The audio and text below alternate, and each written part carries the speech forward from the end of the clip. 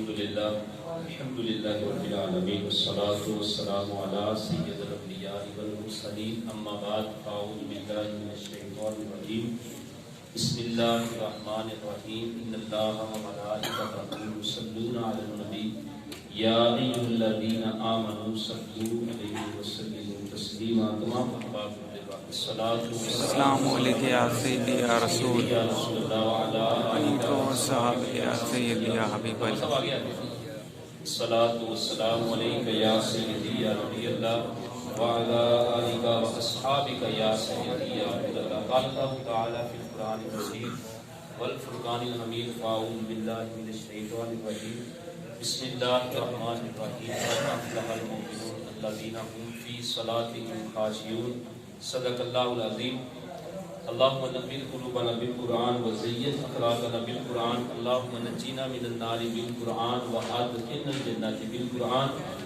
اللہ تبارک و تعالیٰ کی عطا کردہ توفیق اور نبی مکرم صلی اللہ علیہ وآلہ وسلم کی نظر رحمت سے ہم سب ماہانہ محفل یاد مصطفیٰ میں حاضر ہیں. اللہ تبارک و تعالیٰ ہماری آج کی اس نشست کو اپنی بارگاہ میں قبول فرمائے آمین اور ہمارے لیے ان گھڑیوں کو ذریعہ نجات بنائے. قرآن مجید کی جو آیت مبارکہ میں نے آپ کے سامنے تلاوت کی، اللہ تبارک و تعالیٰ مومنین کی صفات بیان کرتے ہوئے فرماتا ہے قد افلح المؤمنون، وہ مومنین کامیاب ہو گئے، الذین هم فی صلاتهم خاشعون، جنہوں نے اپنی نماز کے اندر خشوع اختیار کیا. یہ کامیابی کا سرٹیفکیٹ اللہ دے رہا ہے. کون دے رہا ہے؟ اللہ. اور آگے جا کے اللہ نے یہ بھی فرمایا کہ یہ جنت کے وارث ہوں گے اور ہمیشہ یہ جنت میں رہیں گے. اس جنت میں رہیں گے کہ جس جنت کی نعمتوں کا یہ حال ہے کہ کسی انسان کی سوچ اور اس کے گمان میں بھی وہ نعمت نہیں آ سکتی. ایسی ایسی نعمتیں میں نے بندے کے لیے تیار کر کے رکھی ہے کہ بندہ اسے گمان میں بھی نہیں لے کے آ سکتا. تو یہ کس کے لیے ہے؟ جن مومنین کے لیے جنہیں اللہ فرماتا ہے کہ یہ مومنین کامیاب ہو گئے ہیں، جنہوں نے اپنی نماز کے اندر خشوع اختیار کیا. میرے چند ہفتوں سے جتنے بھی پروگرام ہو رہے ہیں میں اسی آیت کے تحت کر رہا ہوں. سب سے بڑی پرابلم ہر بندے کو بتایا کہ سب سے پہلے جو سوال پوچھا جائے گا وہ نماز کا پوچھا جائے گا. اس کا پوچھا جائے گا نماز. اور جب ابراہیم علیہ السلام نے خانہ کعبہ بیت اللہ کا سارا معاملہ کلیئر کیا، اس کو تعمیر کیا، تو اللہ تبارک و تعالیٰ نے پوچھا کہ اے ابراہیم مانگ، کیا مانگنا ہے؟ تو ابراہیم علیہ السلام نے کیا مانگا؟ ربی جعلنی مقیم الصلاۃ ومن ذریتی، یا اللہ مجھے اور میری اولاد کو نمازی رکھنا. سبحان. دنیا کی سب سے بڑی نعمت یہ ہے کہ آپ اور آپ کی اولاد جو ہے یہ آپ کے کہیں بغیر نمازی بن جائے. سبحان. انسان کی سب سے بڑی پراپرٹی، انسان کا سب سے بڑا سرمایہ یہ ہے کہ اس کی اولاد جو ہے وہ نیک نکل آئے اور بغیر کہے. ہمارے ہوتا یہ ہے کہ ہم بچوں کو شروع میں لاڈ پیار سے بڑا کر لیتے ہیں، جو وہ ہمارے کندھوں کے برابر آ جاتا ہے ہماری خواہش ہوتی ہے یہ نماز پڑھے، لیکن تب یہ کہتا ہے بھائی تسی جاؤ میں آؤں. باپ باوجود اس کے نماز تو پڑھتا ہے لیکن بچوں کو نمازی بنانے میں کامیاب نہیں ہوتا. تمہارے پاس جتنا بھی مال اکٹھا ہو گیا لیکن تمہاری اولاد نمازی نہ بن سکی، تم بچوں کو نمازی بنائے بغیر دنیا سے چلے گئے، تو تم یہ گمان نہ کرنا کہ میں نے تو اسے یہ پلاٹ بھی خرید کے دے دیا تھا، میں نے تو اسے یہ کاروبار کا طریقہ بھی سکھا دیا. اب ان کی فکر، اب پریشانی کی بات نہیں ہے. تو اس سب سے بڑی پریشانی کی بات یہ ہے کہ تو سب کچھ سکھا گیا ہے، انہیں نمازی نہیں بنا کے گیا، انہیں دین نہیں سکھا کے گیا. اور جو اللہ نماز کی جو ڈیمانڈ کر رہا ہے کہ وہ نمازی جو اپنی نماز میں خشوع اختیار کرتے. ایک نماز وہ ہوتی ہے جو ہم پڑھتے ہیں، نماز پڑھ رہے ہیں اور نماز میں ہمیں پتہ ہی نہیں ہے کہ امام صاحب تیسری رکعت میں ہے اور امام صاحب نے پہلی اور دوسری رکعت میں آیتیں کون سی پڑھی ہے.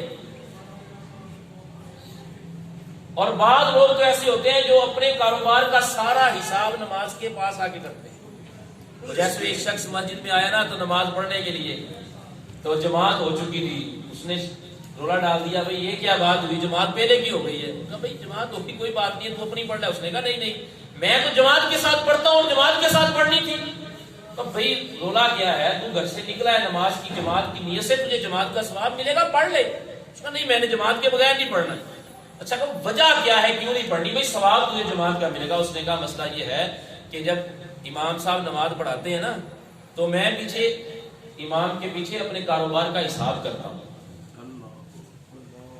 اب رولا یہ ہے کہ اب نماز بھی خود پڑھنی پڑے گی اور حساب بھی خود ہی کرنا پڑے گا. تو یہاں پہ اللہ تعالیٰ کی ڈیمانڈ کیا ہے؟ کون سے نمازی جو اپنی نماز میں خشوع اختیار کرتے ہیں؟ وہ جو اپنی نماز میں خشوع اختیار، کبھی ہمیں بھی نماز پڑھنی چاہیے نا، جس کے بارے میں اقبال فرماتے ہیں کہ وہ ایک سجدہ جسے تو گرا سمجھتا ہے، ہزاروں سجدوں سے دیتا ہے آدمی کو نجات. اچھا یہاں پہ ایک اور پرابلم ہے. بعض اوقات بندہ یہ کہتا ہے یار میں نماز علامہ صاحب بڑی پڑھتا ہوں لیکن میں خشوع نہیں بنا سکا، نماز میں خیالات آتے ہیں، بھٹک جاتا ہوں، نماز میں توجہ ہی نماز کی طرف نہیں ہوتی. اور نماز، مولانا شیر خدا فرماتے ہیں نماز تو دو ملاقاتوں کا نام ہے، ایک اللہ سے ملاقات اور ایک مصطفیٰ سے ملاقات. سبحان اللہ. تو میں تو یہ تصور کرتا ہوں جب میں سورۃ فاتحہ پڑھتا ہوں، کوئی سورت ملاتا ہوں تو مجھے لگتا ہے کہ اللہ مجھ سے کلام کر رہا ہے. اور جب میں تحیات میں جاتا ہوں السلام علیکم ایھا النبی یوں کہتا ہوں، فرمایا اس سے آگے میں جاتا ہی نہیں ہوں جب تک مدینے والے کے طرف سے مجھے سلام کا جواب نہیں وصول ہو جاتا. سبحان اللہ. نماز تو وہ ہے نا کہ یہاں تو نماز پڑھے ہوتے ہیں. وہ مجنو تھا نا، ایک نمازی کے آگے سے ریگستان میں وہ نماز پڑھا تھا تو مجنو اس کے آگے سے گزرا، اس نے نماز توڑ کے مجنو کو پکڑ لیا. اس نے کہا تجھے نظر نہیں آتا میں نماز پڑھ رہا ہوں؟ تو کون سا انسان ہے کہ میں نماز پڑھوں میرے آگے سے گزر رہا ہے؟ مجنو کہنے لگا یار تو کیسا نمازی ہے، غلطی تو ٹھیک ہے مجھ سے ہو گئی ہے، میں ایک دنیا دار اور دنیا کی محبت میں گم ہوں، مجھے پتہ نہیں چلا میں نمازی کے آگے سے گزر گیا. اور تو کس سے محبت کرتا ہے، تو کس کی نماز پڑھ رہا ہے؟ مجھے دنیا کی محبت نے یہاں پہنچا دیا کہ مجھے خبر نہیں ہوں میں کہاں سے گزر رہا ہوں. اور تو اللہ کی محبت کی نماز پڑھ رہا ہے اور تجھے پتا چل گیا کہ میں تیرے آگے سے گزر رہا ہوں. ہم نماز پڑھے ہوتے حساب لگا رہے ہوتے ساتھ والے کا، یہ کیا کر رہا ہے، وہ کیا کر رہا ہے. ہم نماز پڑھے ہوتے توجہ ساری ہماری کاروبار کی طرف ہوتی ہے، مال کی طرف ہوتی ہے، اپنے معاملات کی طرف ہوتی ہے. اچھا بعض لوگ نماز میں خشوع اختیار کرنے کی کوشش بڑی کرتے ہیں، بڑا تقوی اختیار کرنے کی کوشش کرتے، تو پھر بھٹک جاتے ہیں، نماز میں کہیں کا کہیں پہنچ جاتے ہیں. آخری رکعت میں جا کے پتا چلتا ہے وہ میں تو نماز پڑھ رہا تھا، یہ رکعتیں پڑھ رہا تھا، میں تو یہ پڑھنا تھا، یہ پڑھنا تھا. اچھا کئی بندے آ کے پوچھتے ہیں حضرت صاحب کوئی طریقہ بتائیں کہ بھی نماز میں خشوع اختیار ہو جائے. تو میں تو سمپل سا طریقہ بتاتا ہوں کہ نماز میں خشوع اختیار کرنا ہے تو آپ کو نماز کے باہر بھی خشوع اختیار کرنا پڑے گا.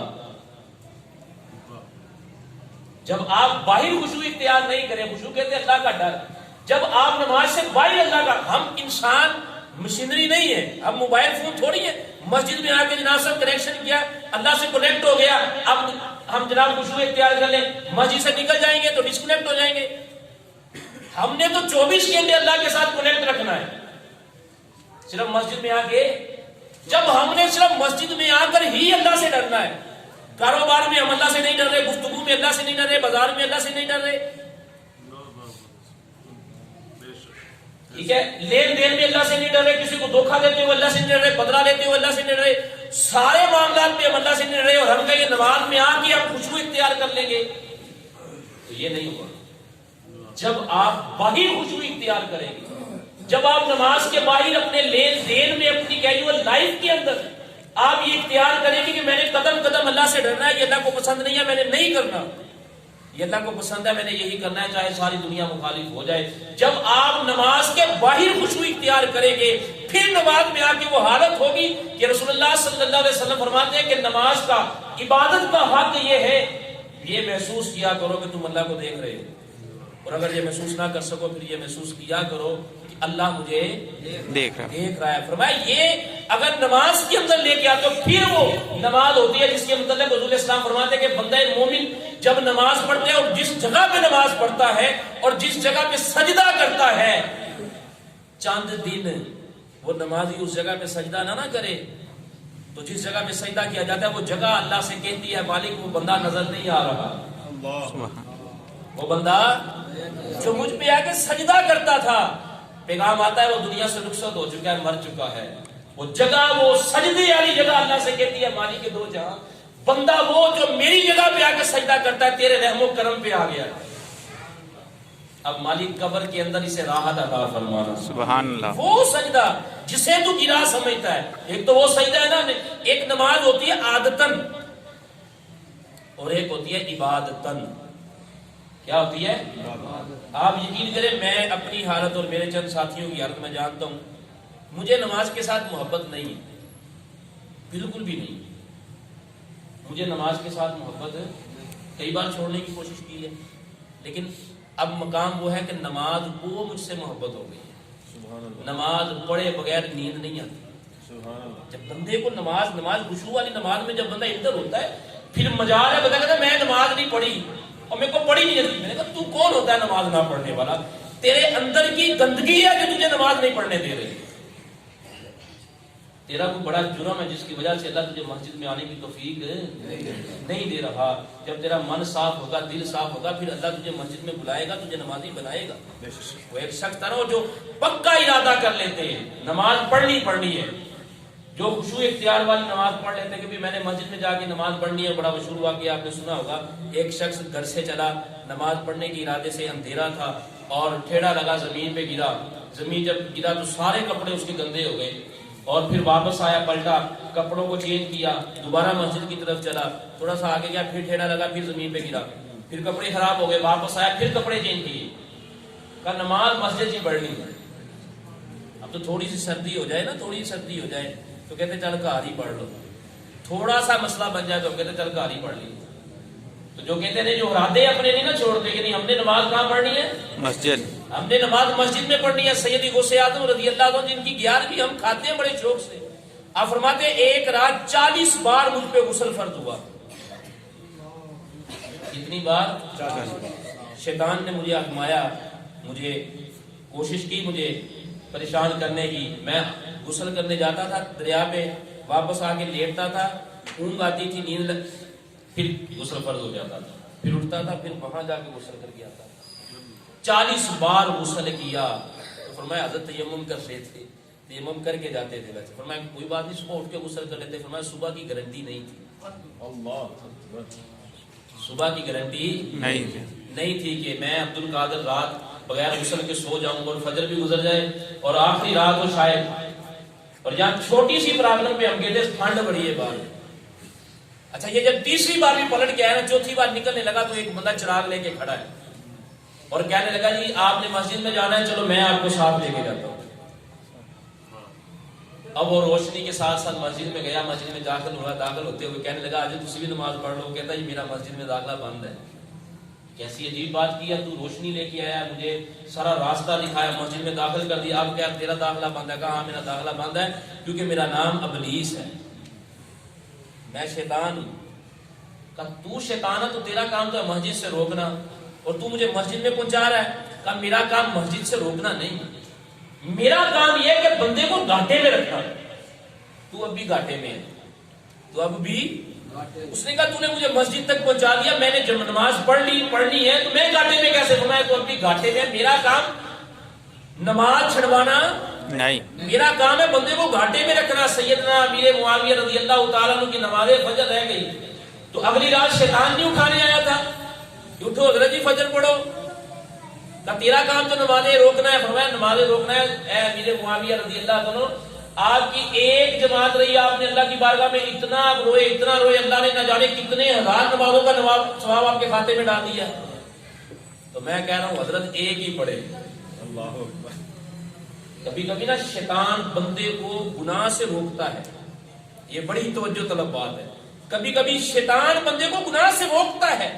اس کی وجہ کیا ہے؟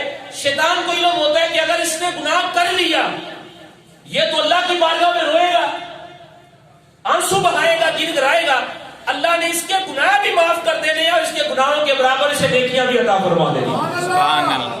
تو شیطان کہتا ہے تو جگہ تو میں گناہ ہی نہ کراواں. تو کبھی کبھی انسان بندے کو نیکی کرواتا ہے, نیکی کرواتا ہے. جس طرح یہ نیکی کروائی نا, اس نے کہا بھائی تیرا کام نماز سے روکنا, مسجد سے روکنا, تو نے یہ روشنی دی. اس نے کہا بات یہ ہے کہ جب تو پہلی بار مسجد کے لیے نکلا اور تجھے ٹھیڑا لگا, تو واپس گھر آیا, تجھے کپڑے نئے بدلے, تو نے ارادہ نہیں چھوڑا.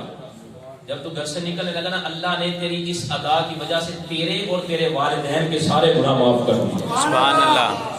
کہا جب تو دوسری بار چلا, تجھے ٹھیڑا لگا, تجھے ارادہ نہیں بدلا, کپڑے بدل کے جانے لگا, تو اللہ نے تیرے سارے رشتہ داروں کے گناہ معاف کر دیے. سبحان اللہ. کہ تیسری بار تجھے پھر ٹھیڑا لگا, تو نے اپنا ارادہ نہیں بدلا, گھر گیا, کپڑے بدلے, جب مسجد کے لیے چلنے لگا اللہ نے تیرے سارے علاقے والوں کے گناہ معاف کر دیے.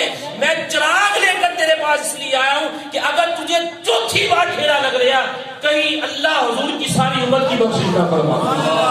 نعرہ حیدری، یا علی، نعرہ غوثیہ، یا غوثیہ، لبیک لبیک یا رسول اللہ، لبیک لبیک یا رسول اللہ، لبیک. کبھی کبھی شیطان بندے کو نیکی کرواتا ہے، کیونکہ اس نے اگر نیکی، یہ وہ نمازیں ہوتی ہیں جو خشوع والی ہوتی ہیں.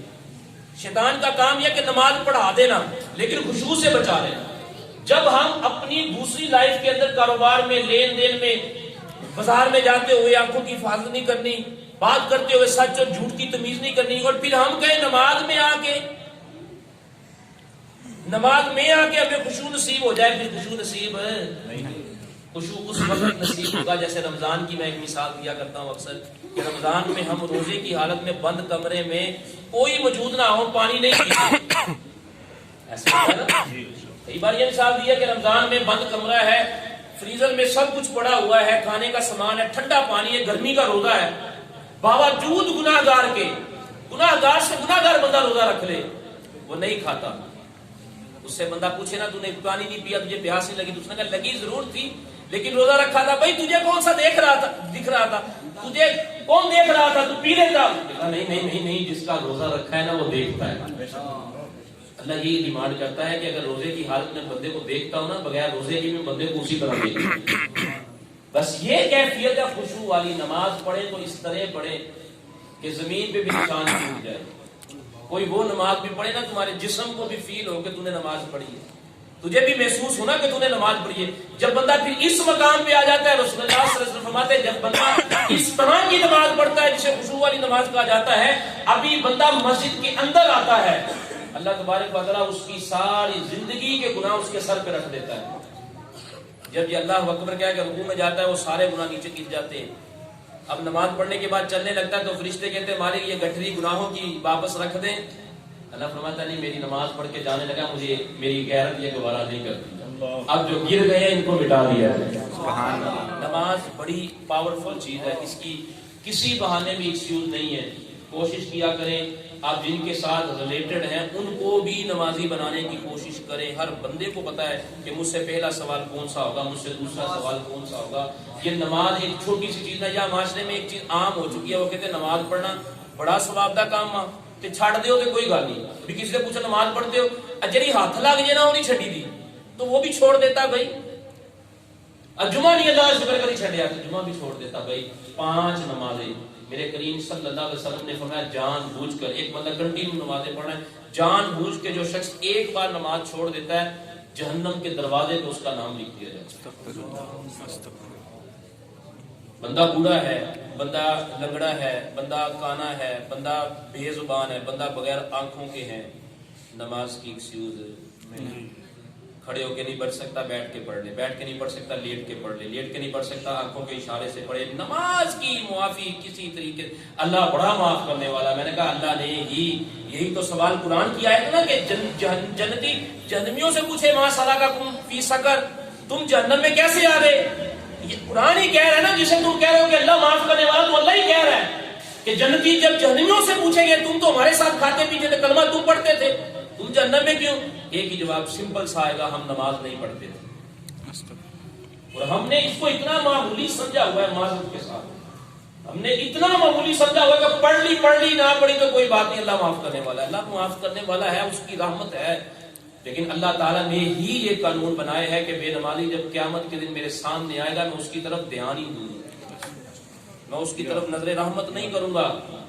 بے نمازی کے جسم کے اوپر گوشت نہیں ہوگا، اس کے ماتھے پہ 3 سطریں لکھی ہوگی، اے میرے حق کو ضائع کرنے والے، آج رب نے بھی تجھے ضائع کر دیا. اے میری نافرمانی کرنے والے، جہنم تیرا انتظار. میرے کریم آقا نے فرمایا ہوا، یہ کسی مولوی یہ کسی بابے کا فرمان تو ہے نہیں. اور ہم نے اس نماز کو اتنا معمولی سمجھا ہوا ہے. اس لیے اس نماز کو ایک تو پابندی سے پڑھے اور دوسرا پھر پڑھے بھی وہ واقعی الصلاۃ للذکری، میری یاد کے لیے نماز. جب نماز میں آؤ تو تم اللہ کی طرف محو گفتگو ہو جاؤ. اللہ کے ذکر کا نام نماز. یہ نماز نہیں ہے آپ نماز میں پورے کاروبار کا حساب کرتے رہو. اپنی نماز، بندہ وہی کامیاب ہے جس کی نماز زبردست، جس کی نماز مکمل بھی ہے، خشوع خضوع والی بھی ہے اور بہترین بھی ہے. جو شخص ایک نماز بھی نہیں چھوڑتا وہ اپنے آپ کو کامیاب نہ سمجھے، وہ کامیاب نہ سمجھے. اور پوچھا گیا تھا کہ اللہ جب بندے سے ناراض ہوتا ہے تو کیا چیز چھینتا ہے؟ تو بتانے والوں نے بتایا کہ اللہ جب بندے سے ناراض ہوتا ہے تو سب سے پہلے اس بندے سے سجدے کی توفیق چھینتا ہے. گھر میں جا کے رو وہ لوگ جو 5 وقت کی نماز نہیں پڑھ پاتے، جس کا بچہ 5 وقت کی نماز نہیں پڑھ پاتا، وہ آنسو بہائے، وہ دیواروں میں سر مارے کہ مالک کون سی خطا ہے کہ تو نماز پڑھنے کی توفیق نہیں دے رہا. ہر کام کرنے کے باوجود تمام نیکیاں، اور میرے کریم صلی اللہ علیہ وسلم فرماتے بے نمازی کا کوئی نیک عمل لکھا نہیں جاتا. حدیث مبارکہ بے نمازی کا کوئی نیک عمل لکھا نہیں جاتا، اجر دیا جاتا ہے. لکھا قیامت کے دن جب بڑے بڑی نیکیاں بھی کی ہوگی تو کھاتے میں نہیں لکھی ہوگی. کیا جواب دیں گے؟ اپنی نماز کو یاد پکا کریں، اپنی نماز کو درست کریں، اپنی نماز کو خشوع خضوع والا کریں. آپ کا والد نماز نہیں پڑھتا روئیں، آپ کا بیٹا نماز نہیں پڑھتا روئیں. سفیان ثوری رضی اللہ تعالیٰ نے اپنے بیٹے کو 20 سال تک نہیں بلایا تھا، صرف اس وجہ سے کہ ایک دن نماز عشاء کی 1 رکعت ساتھ نہیں ملی تھی. بچہ گھر میں لیٹ آیا تھپڑ، اسکول سے فیل ہو گیا تھپڑ، نقصان کر دیا تھپڑ، چوری کر لیا تھپڑ. کبھی نماز پڑھنے پہ بھی تھپڑ مارا ہے، کبھی نماز نہ پڑھنے پہ بھی ناراضگی کی ہے. ایک شخص گھر آیا نا تو اس نے کہا کہ بچوں کو نماز پڑھائی تھی، اس نے کہا نہیں نماز نہیں پڑھائی، کھانے کو کچھ نہیں تھا، بڑی مشکل سے دلاسا دے کے سلایا ہے. اس نے کہا میں نے تم سے پوچھا ہے نماز پڑھائی ہے؟ اس نے کہا نماز نہیں پڑھائی. تو اٹھاؤ ان کو نماز پڑھاؤ عشاء کی. کہا نماز کے لیے اٹھاؤں گی تو یہ پھر کھانا مانگے گی. تو باپ کہتا ہے کہ بھائی کھانا کھلانا میری ذمہ داری نہیں، یہ رب کی ذمہ داری. رزق کا وعدہ کس کا ہے؟ اللہ. میری ذمہ داری یہ ہے کہ اپنی نسل کو بغیر نمازی نہیں ہونے دینا. مجھ پہ یہ فرض ہے اپنے بچوں کو اٹھا کے نماز پڑھاؤں. تو نماز پڑھا، کھانے کا اللہ جانے اللہ کا کام ہے. پھر اٹھایا نماز پڑھائی، دروازے پہ دستک ہوئی، کوئی کئی دنوں کا کھانا لے کے سامنے کھڑا ہوا. آپ کی ڈیوٹی یہ بچے کو BS، یہ بچے کو MPhil کروانا یہ آپ کی ذمہ داری نہیں ہے. حق ہے، اچھا ہے بچے کو بزنس کنورٹ کروایا جائے، برائٹ فیوچر کے لیے محنت کی جائے، اچھا ہے، لیکن یہ آپ کی ذمہ داری نہیں ہے. آپ کی ذمہ داری یہ ہے کہ آپ کا بچہ مصطفیٰ کا نوکر بن چکا ہے کہ نہیں بنا، یہ آپ کے رسول بن چکا ہے، یہ نمازی بن چکا ہے، اسے دیکھ کے قرآن پڑھنا آ چکا ہے، اسے سنتوں کا، اسے واجبات کا پتہ چل چکا ہے. آپ کی ذمہ داری یہ ہے. اور آپ اس ذمہ داری کو ذمہ داری نہیں سمجھیں گے، اسے آپ پرائم منسٹر بھی بنا دیں، یہ نہ تجھے دنیا میں نفع دے گا اور نہ معاشرے کے میدان میں تیرے کام آئے گا. اور اگر اسے صرف نمازی بنا گیا، اسے قرآن کا حافظ یا قرآن کو پڑھنے والا بنا گیا، اسے اخلاق سکھا گیا، اسے دین سکھا دیا، یہ دنیا میں بھی تیرے ہاتھ چوم کے گھر سے جایا کرے گا. اور جب تو قبر میں جائے گا تیرا بچہ مسجد میں فجر کے وقت نماز فجر کے لیے 2 رکعت کی نیت کرے گا اور اس کا سر سجدے میں ہوگا، لیکن تو قبر میں ہوگا. تو جو حال تیری قبر میں اللہ تعالیٰ جنت کے نظارے رحمتوں کا نزول تجھ پہ کرے گا نا تو ان کو گن بھی نہیں سکتا. سبحان اللہ. جو رحمتیں تجھ پہ تیری اولاد کے تیرے جانے کے بعد، تو سب سے زیادہ محنت کس پہ کرنی چاہیے؟ بچے کی بہترین پرورش اور بہترین یہ دینی طور پہ اس کی تربیت پہ کرنی چاہیے. اس لیے میں آپ سب سے گزارش کرتا ہوں کہ آپ خود بھی نمازی بنیں. نماز پہ کوئی نہیں سی، آپ فجر کی نماز میں لیٹ اٹھے ہیں کوئی بات نہیں ہے، آپ جب اٹھے ہیں تب پڑھ لیں، یہ تو میرا دین ہی بڑا پیارا ہے. آپ ظہر نہیں پڑھ سکے مصروفیت کی وجہ سے، آپ عصر کے ساتھ پڑھ لیں، عصر سے پہلے مغرب کے ساتھ ملا لیں، عشاء کے ساتھ ملا لیں. 5 نمازوں کا ہنسا مکمل کیے بغیر نیت کر لیں کہ آپ نے سونا نہیں. اب چند دن نماز پڑھیں، مجبوراً پڑھیں، اوکھے سوکھے ہو کے پڑھیں. چند دنوں کے بعد آپ کا یہ حال ہو جائے گا کہ آپ کا دل کرے گا نماز چھوڑوں، لیکن نماز آپ کو چھوڑنے نہیں دے گی. جب نماز کو آپ سے محبت ہو جائے گی، جب نماز کا آپ کے ساتھ تعلق بن جائے گا، پھر آپ کی نماز آپ کو نہیں چھوڑنے دے گی. نماز آئے جگہ جی لگانے کی دنیا نہیں ہے، یہ عبرت کی جا ہے، تماشا نہیں ہے، یہاں کچھ لینے کے لیے آئے ہیں.